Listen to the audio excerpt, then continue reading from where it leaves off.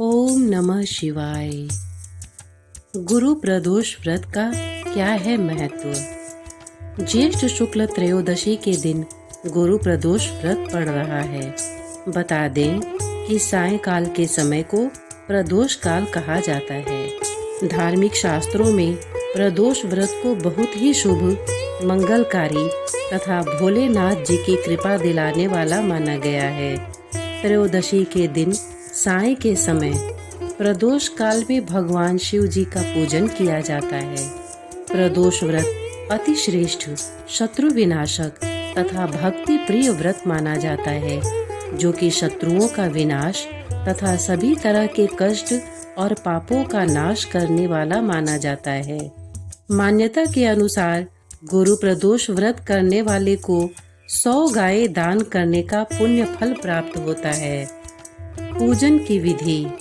इस दिन पूजन के लिए एक जल से भरा हुआ कलश, बेलपत्र, धतूरा, भांग, कपूर, सफेद और पीले पुष्प एवं माला, आंकड़े का फूल, सफेद और पीली मिठाई, सफेद चंदन, धूप, दीप, घी, सफेद वस्त्र, आम की लकड़ी, हवन सामग्री, एक आरती के लिए थाली, सभी सामग्री को एकत्रित करके देव गुरु बृहस्पति तथा शिव पार्वती जी का पूजन किया जाता है। साथ ही ओम नमः शिवाय तथा ओम ब्रीम बृहस्पतये नमः मंत्र का जाप करना अधिक महत्व का माना गया है।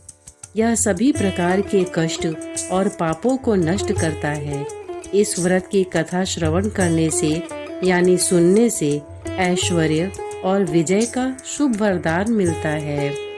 गुरु प्रदोष व्रत शत्रुओं का विनाश करने वाला भी माना गया। श्री सूत जी के अनुसार यह अति श्रेष्ठ, शत्रु विनाशक, भक्ति प्रिय व्रत है। त्रयोदशी व्रत की पौराणिक कथा। इस व्रत कथा के अनुसार एक बार इंद्र और वृत्तासुर की सेना में घनघोर युद्ध हुआ। देवताओं ने दैत्य सेना को पराजित कर नष्ट भ्रष्ट कर डाला। यह देख वृत्तासुर अत्यंत क्रोधित हो स्वयं युद्ध को उद्यत हुआ। आसुरी माया से उसने विकराल रूप धारण कर लिया। सभी देवता भयभीत हो गुरुदेव बृहस्पति की शरण में पहुँचे। बृहस्पति महाराज बोले, पहले मैं तुम्हें वृत्तासुर का वास्तविक परिचय दे दूं। वृत्तासुर बड़ा तपस्वी और कर्मनिष्ठ है। उसने गंधमादन पर्वत पर घोर तपस्या कर शिव जी को प्रसन्न किया। पूर्व समय में वह चित्ररथ नाम का राजा था। एक बार वह अपने विमान से कैलाश पर्वत चला गया। वहां शिव जी के वाम अंग में माता पार्वती को विराजमान देख वह उपहास पूर्वक बोला, हे प्रभु, मोह माया में फंसे होने के कारण हम स्त्रियों के वशीभूत रहते हैं, किंतु देवलोक में ऐसा दृष्टिगोचर नहीं हुआ कि स्त्री आलिंगनबद्ध हो सभा में बैठे।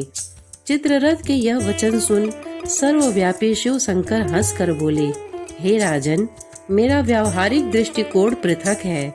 मैंने मृत्युदाता कालकूट महाविष का पान किया है, फिर भी तुम साधारण जन की भांति मेरा उपहास उड़ाते हो।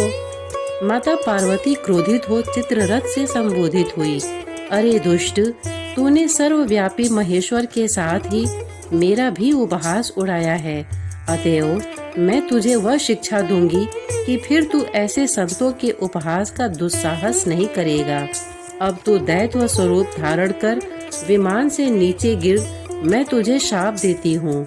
जगदम्बा भवानी के अभिशाप से चित्ररथ राक्षस योनि को प्राप्त हुआ और त्वष्टा नामक ऋषि के श्रेष्ठ तप से उत्पन्न हो वृत्तासुर बना। गुरुदेव बृहस्पति आगे बोले, वृत्तासुर बाल्यकाल से ही शिव भक्त रहा है। अतः हे इंद्र, तुम बृहस्पति प्रदोष व्रत कर शंकर भगवान को प्रसन्न करो। देवराज ने गुरुदेव की आज्ञा का पालन कर बृहस्पति प्रदोष का व्रत किया। गुरु प्रदोष व्रत के प्रताप से इंद्र ने शीघ्र ही वृत्तासुर पर विजय प्राप्त कर ली और देवलोक में शांति छा गई। अतः प्रदोष व्रत हर शिव भक्त को अवश्य करना चाहिए। श्रोतागण, इतने धैर्य से इसे सुनने के लिए आपने अपना बहुमूल्य समय दिया, इसके लिए आपका बहुत बहुत धन्यवाद। साथ ही प्रस्तुत जानकारी आपको कैसी लगी? यदि पसंद आए तो हमें कमेंट करके अवश्य बताएं।